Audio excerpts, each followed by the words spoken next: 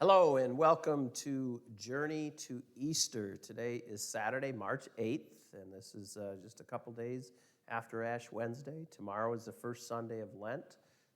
I guess it's just a few days into it. How's your Lent going? How's your Lent going? I think each day I hope that you do step back and ask yourself that question and push yourself just a little bit more. Our gospel today comes from the Gospel of Luke, and it is the call of Matthew or the call of Levi, this one and the same person. And it comes from chapter 5, and I just want to read two of the verses, 27 and 28. And it reads, Jesus saw a tax collector named Levi, sitting at the customs post. And he said to him, "Follow me." And leaving everything behind, Levi got up and he followed him. He followed him. As I reflect on this, I start to really think about why is this so significant? Why is this call of Matthew, of Levi, so significant? And if you understand anything about tax collectors in those days, tax collectors came from the Jewish people. They were Jewish, but they weren't often well received by their Jewish brothers and sisters. Why is that? It's number one, they worked for the Roman government. Number two, they often cheated people out of money so that they could gain in their own wealth and prosperity. Most tax collectors lived a pretty good life. They had nice homes. They had everything that they needed. They had a good life. And so, Matthew, to get up and just walk away from all that, just to leave all that behind, that's what's significant here. That he got up and left it behind.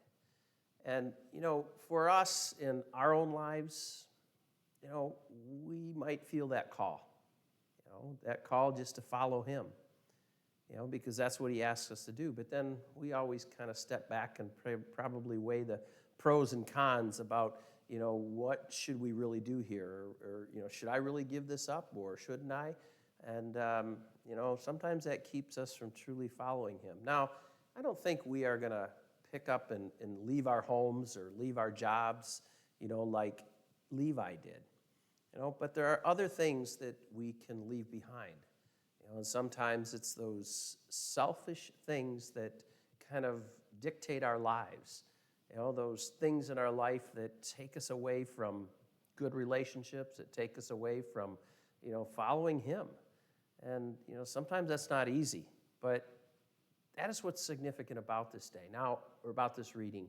But what's important to know is that Levi's his life was changed. It was transformed because he left those things behind. If you want to become better, if you want to become the best version of yourself, as you heard me say the other day, sometimes we have to leave things behind. We leave it behind so that we let Jesus be in control. And we try to follow him and do what he asks of us. Again, not always easy, because you know what? A life following him is sometimes tough and challenging. Sometimes people don't always accept us for that new transformed life. But that's what we do, again, because we are trying to live as Jesus wants us to. So today, reflect upon what you need to give up just a little bit more so that you can be more focused on Christ, on Jesus, and doing what he asks you to do, or to lead the life that he wants you to live. Continue your journey to Easter.